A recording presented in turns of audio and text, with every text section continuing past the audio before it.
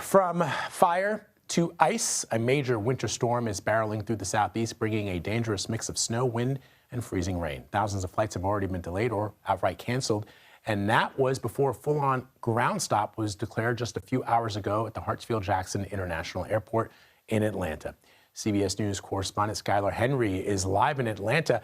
Wow, Skylar, you know, Atlanta is not used. I mean, I know that in Atlanta, when they get a dusting, like schools close, people are taught about skidding on the roads because they're just not used to snow of any kind. But this looks like a scene in the Northeast here in New York City. That's right. I moved from Washington, D.C. thinking I was going to escape all this snow down here to Atlanta, and boom, what do you know, inches of snow here on the ground. But I will say, after speaking with Department of Transportation communications officials, they say that what they experienced back in 2014, remember that snowmageddon, snowpocalypse event that essentially gridlocked this entire metro area? They say that they have learned from that, so much so that they have been treating grounds, interstates, roadways since Wednesday with brine mixtures, salt mixtures to try to make sure that everyone here is as safe as possible. And in the hours that we have been out here, relatively light on the interstate compared to what you would consider busy, right?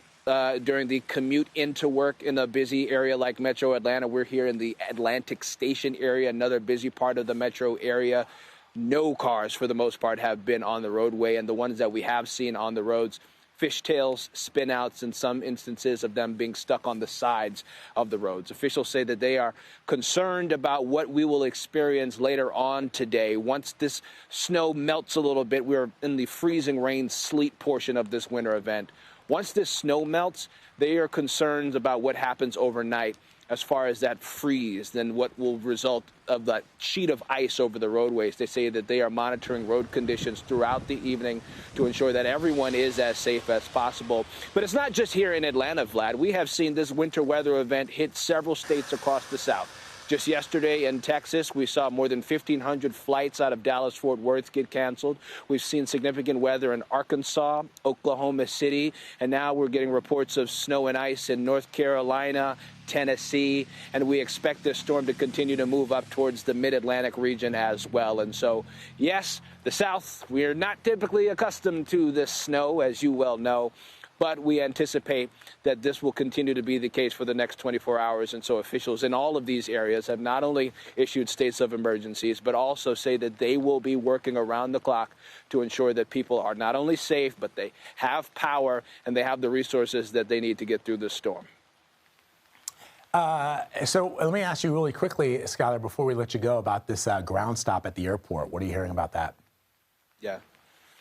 Yeah, and so earlier today, what we have been paying attention to in terms of what the flight patterns have been doing, FlightAware said that more than 600 flights were canceled because of this weather event. Now, this full-on ground stop as crews work to de-ice these planes, clear these runways, and really try to wait this storm through and allow that to pass through so that they can take off efficiently, effectively, and most importantly, safely. And so we'll continue to monitor and see when that is lifted, how many flights are able to actually take off. We know that this is the busiest airport in the world, and so a lot of people hoping that they can make it to their respective destinations in a timely fashion. We'll see what happens once the weather clears out here in about the next hour or so as it relates to that heavy snow and freezing rain. We'll see if that lifts, picks up, and if flights are able to then get out in the next few hours. All right, Skylar Henry for us in Atlanta. Thank you, Skylar.